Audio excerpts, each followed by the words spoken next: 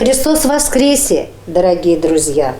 С большим, великим праздником пришел на нашу передачу «Встреча у камина» поздравить нас наш пастырь, наш наставник, епископ Орский и Гайский Ириней, наш владыка. Здравствуйте, дорогой батюшка! Здравствуйте! Воистину Христос воскресе! Я должна была обратиться «Христос воскресе». Ну, вы вначале обратились, поэтому прекрасно, все хорошо. Но и приветствие «Здравствуйте» – это тоже хорошее приветствие. Но так как пасхальная седмица, то обычно христиане друг с другом, встречаясь, конечно же, и говорят о великой радости, которая случилась некогда в Иерусалиме. И первые ученики встречались друг с другом и говорили друг другу: знаете, что случилось? Христос воскрес. И они говорят: да, хорошо. И рад. И воистину воскрес, отвечали. Правда, был случай в Ташкенте. На рынке хожу, смотрю, разные дети там гуляют, кто-то продает что-то. И вижу, ну это точно русский, потому что светленький парнишка. И говорю: Христос воскресе. Он думает, воистину так. Воистину так? Да. Не знал, что ответить, но понимал, что надо, да. Говорит: да, это так, воистину. Сегодня у вас, дорогой батюшка, есть возможность поздравить всю вашу паству Восточного Оренбуржья. Ведь вы наш епископ Гайский и Орский, правильно? Вот с такими большими праздниками, которые начинают нас сопровождать со дня вот Великого Пасхального дня, правильно? Поэтому мы предоставляем вам такую возможность. Скажите все, что вы хотели бы нам сказать и пожелать. Дорогие братья и сестры, событие пасхальной радости направляет нас мысленно в Иерусалим. И помним о тех событиях, которые случились там. Накануне Пасхи, за неделю, Христос совершает великое чудо. Воскрешает праведного Лазаря. И вместо того, что благодарить Его за необычное, небывалое чудо, воскрешение умершего, Синедрион, это первосвященники, это старейшины, книжники, фарисеи Израиля, принимают решение убить не только Христа, но и воскресшего Лазаря. Христос, зная, что ожидает Его впереди, Он заходит в град Иерусалима, заходит торжественно. Его встречают как руководителя, как царя. Удивительно, многие люди кричат Ему: «Осанна, Вышний». И другая часть людей, обращаясь ко Христу, говорят: почему дети шумят, так вас приветствуют? Даже порой некоторые люди берут ветвь в своих руках и встречают вас как победителя, как царя. Скажи, чтобы они умолкли. И Христос им говорит: если они будут молчать, то камни будут говорить.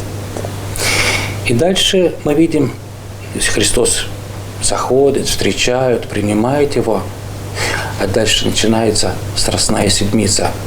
Люди забудут, что когда-то приветствовали, что когда-то радовались, что Христос что-то совершал. Наступили трудные дни Страстной Седмицы. И помню, среда. Казалось, один из тех людей, который был рядом, совершал чудеса, предает Его. И за небольшую сумму, 30 серебряников, в пятницу Его распяли. Распяли того, который любил, который обличал грех и просто делал себя Богом. Важно заметить, за что Христа распяли. Не по нравственным, моральным качествам, а за то, что Он говорит: «Я Бог, я Мессия, тот Мессия, которого вы все ждали». Поэтому по сегодняшний день в нашей церкви среда, пятница – это особые дни постные. Не дай Бог своими поступками вольно или невольно предам кого-то. Забуду, делаю вид, что не заметил. Наоборот, кому-то нужно помочь, а я скажу себе: ты занят, иди, ничего не видел. Или кто-то попросил сохранить какую-то тайну, а я не могу. И вот чтобы у меня были силы преодолеть вот эти все искушения и трудности, церковь говорит: постись в среду, набери сил, попроси у Бога сил, возможности преодолеть все эти искушения, которые тебя ожидают на каждом шагу. Что касается пятницы, то же самое. Своими поступками я порой распинаю людей, я обижаю.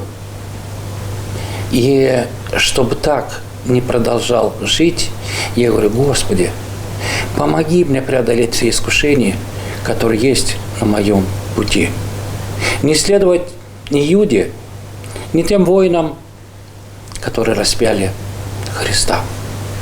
И дальше наступает Великая Суббота. И церковь призывает каждого просто молчать, потому что невыносим, невозможно представить себе Царь царей, Христос спускается в преисподнюю, спускается в ад, чтобы, первое, победить дьявола в его царстве, вывести оттуда Адама, других людей, которые ожидали пришествия Иисуса Христа.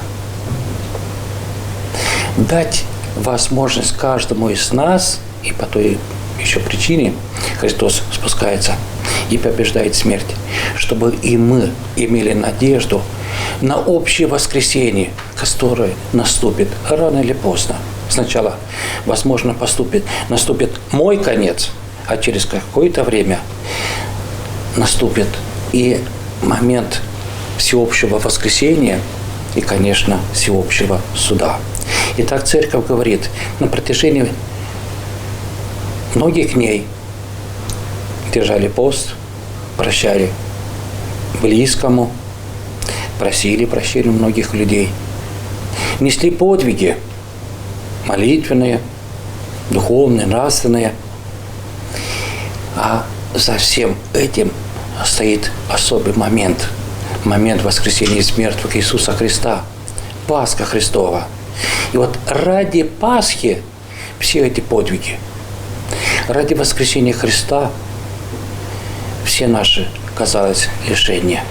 Потому что понимаем, какой подвиг совершил Христос, как высоко поднимает человека, дает ему возможность самому воскреснуть рано или поздно.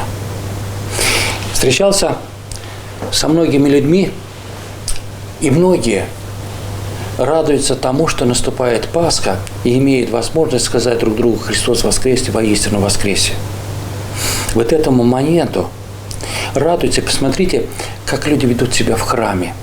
По-особому. Для них любой человек – мой брат, моя сестра. Обнимаю, целую, потому что для меня он родной. И объединяет нас всех Христос, победитель смерти. Человек, который Бог дал вечную жизнь каждому из нас. Удивительно, буквально недавно встречался с военными. Некоторые из них уже были на Донбассе, вернулись, некоторые там еще находятся.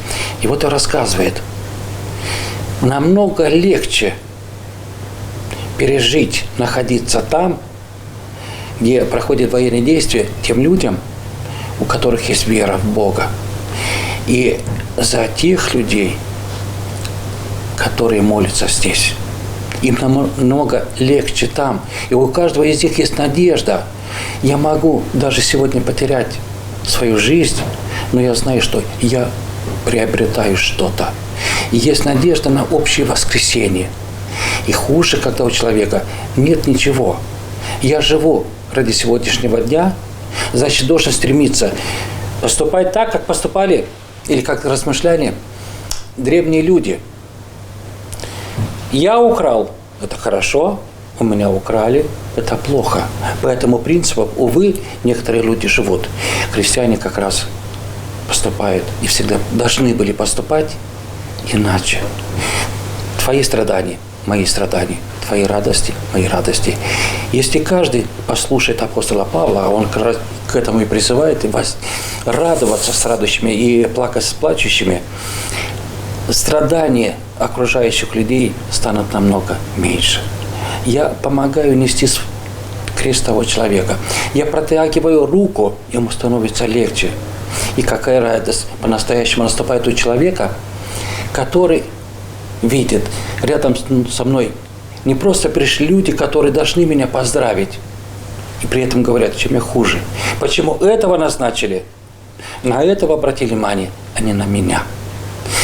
Вот христианин обязан, просто обязан уметь радоваться с каждым человеком, у которого радость наградили, назначили, и я рядом с тобой. Этим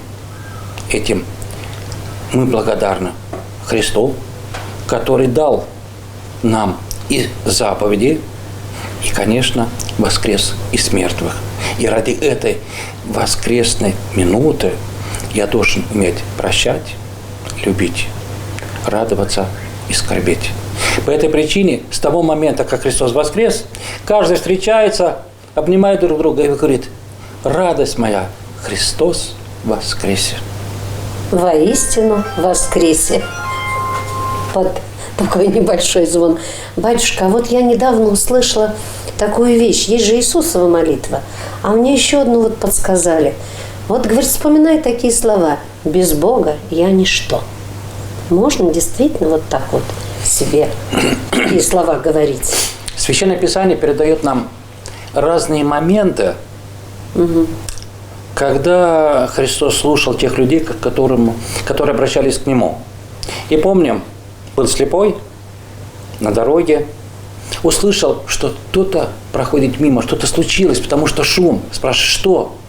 Иисус, который творит чудеса, проходит мимо. Он начинает: Иисусе, помоги мне. Христос подошел, исцелил его. Значит, призыв Христа, призыв ко Христу: Иисусе, помоги мне. Бог слышит. Можно. И Иисусова молитва: Господи Иисусе Христе, Сыне Божий, помилуй меня грешного. Конечно, есть. Эти слова сегодня мы слышим часто от святых отцов, от подвижников. Но есть слова из Библии, из Нового Завета. Иисус, помилуй. Дальше помним, была женщина, которая также обращается к Христу, говорит: моя дочь болеет, помилуй ее. И Христос помиловал, исцелил дочь. То есть помилуй меня, Бог, да? Помилуй, помилуй да. меня. Да. Так. Мы помним, 2 человека вошли в храм молиться. Мытарь произносит: благодарю Тебя, Господи, за то, что я и пост держу, и десятину, да и все. Фарисей. А мытарь говорит: Боже, милости ему буди грешному. Боже, милости мне буди грешному. Буди грешным. То есть осознать, что я грешен. Важное обращение ко Христу, когда я осознаю, что я грешен, и мне нужен Спаситель. Можно представить картину. Я погибаю в пучине морской. Вижу спасительный круг, доску, бревно что-нибудь.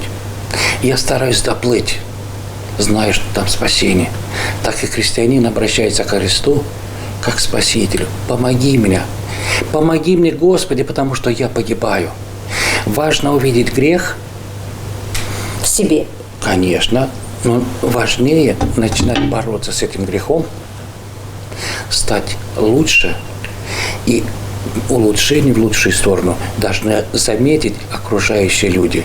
Тогда они скажут: действительно, я хочу стать как он, потому что он несет великое имя христианин.